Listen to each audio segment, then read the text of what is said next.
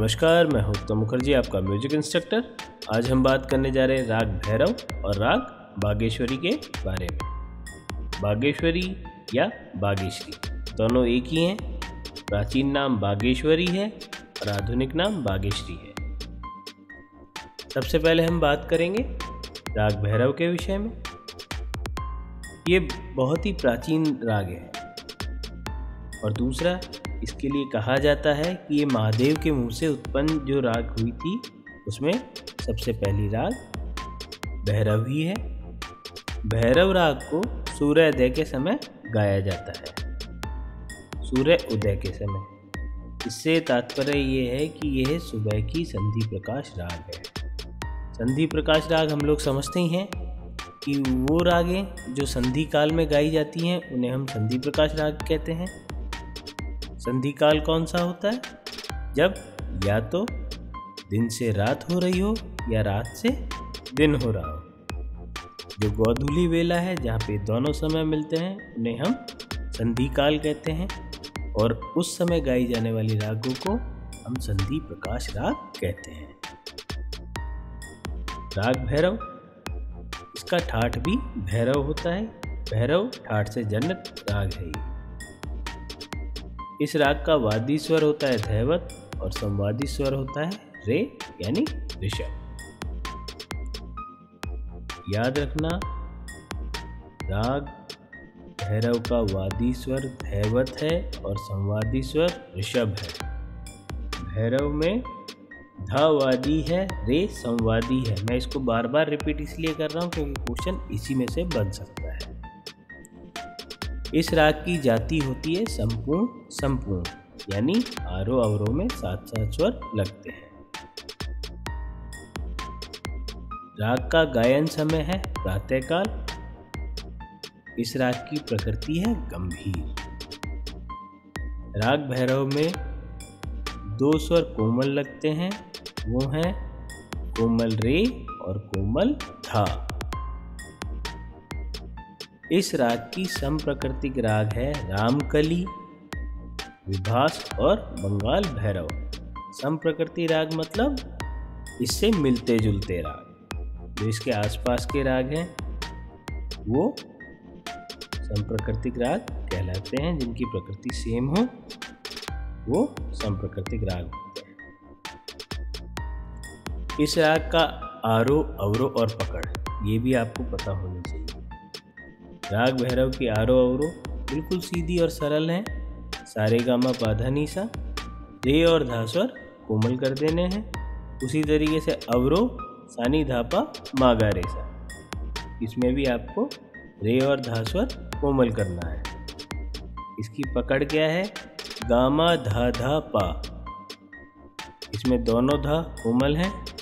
Gamma ray रे सा, दोनों रे भी कोमल हैं।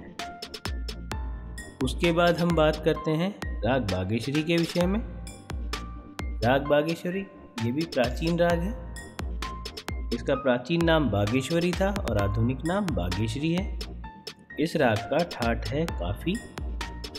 इसका वादन समय या गायन समय हम कह सकते हैं मध्यरात्रि।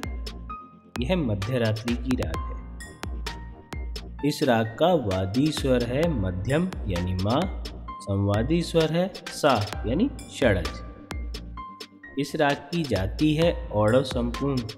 औडव संपूर्ण से तात्पर्य है आरोह में 5 स्वर, अवरोह में 7 स्वर। विकृत स्वर इस राग में लगते हैं गा और नी स्वर कोमल होते हैं।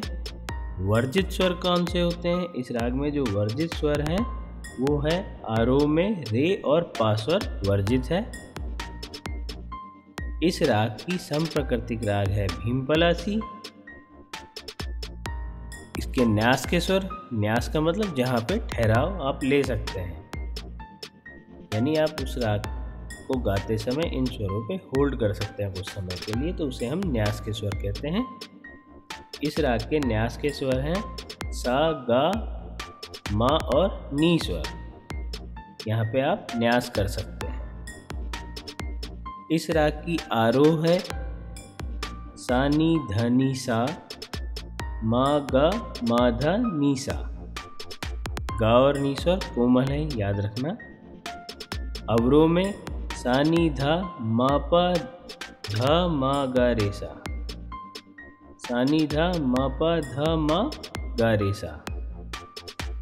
इसमें भी गा और नी स्वर कोमल है और पा स्वर वक्र रूप से लगाया गया है, सीधा सीधा नहीं लगाया गया, वक्र रूप से लगाया गया है।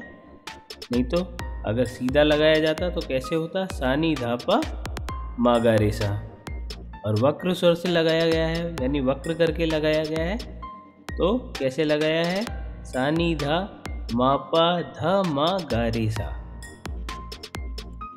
इस राग की पकड़ है सा नी ध सा मा धा नी धा मा गा रे सा। पकड़ आरोह अवरोह आपको याद होनी चाहिए, वादी संवादी आपको याद होना चाहिए कि किस राग का कौन सा स्वर वादी है, कौन सा स्वर संवादी है। इससे क्वेश्चन पिक हो सकते हैं कि जैसे एग्जाम्पल के तौर पे अगर मैं आपसे पूछूं कि राग बागेश्वरी का वादी स्वर कौन सा है, संवादी स्वर कौन सा है। वादी स्वर होगा मा, संवादी स्वर होगा सा, यानी षडज। आप लोग ये जानते ही हैं कि ये दोनों राग प्राचीनतम रागे हैं। अब भैरव राग के विषय में एक इम्पॉर्टेंट लाइन जो आप याद रखिएगा, भैरव एक स्वतंत्र राग है, इसमें किसी अन्य राग की छाया नहीं दिखाई पड़ती। भैरव राग से अन्य राग बनाए तो गए हैं, लेकिन ये भैरव राग जो है ये ठाठ से जनित एकदम शुद्ध राग है। भैरव राग से बने अन्य राग कौन कौन से हैं, हम देखते हैं उनके नाम। भैरव राग से भैरव बहार बना है, आनंद भैरव बना है, अहिर भैरव बना है। राग बागेश्वरी की एक विशेषता, राग बागेश्वरी में रे और पा स्वर आरोह में वर्जित होते हैं, परंतु अवरोह में पा स्वर को वक्र रूप से अल्प प्रयोग किया जाता है, यानी ज़्यादा प्रयोग नहीं किया जाता, लेकिन अल्प प्रयोग किया जाता है। जल्दी से हम रिवीजन कर लेते हैं। राग भैरव, इसका ठाठ भी भैरव है, वादी स्वर धा है, संवादी स्वर रे है, जाति संपूर्ण है, गायन समय प्रातःकाल है, प्रकृति गंभीर है, कोमल स्वर इसमें रे और धा होते हैं। इसके संप्रकृतिक राग है रामकली, विभास और बंगाल भैरव। दूसरा राग बागेश्वरी, इसका ठाठ है काफी, वादी स्वर है मा, संवादी स्वर है सा, जाति है औडव संपूर्ण, विकृत स्वर है गा और नी, कोमल स्वर है, वर्जित स्वर है आरोह में रे और पा, गायन समय है मध्यरात्रि, इसकी प्रकृति चंचल होती है और इसके संप्रकृतिक राग है भीम पलासी। आशा करता हूँ आपको ये सब समझ में आया होगा। अगर आपको मेरा वीडियो पसंद आया तो आप मेरे चैनल को लाइक कीजिए, शेयर कीजिए, सब्सक्राइब कीजिए और साथ ही साथ कमेंट करना ना भूलिएगा।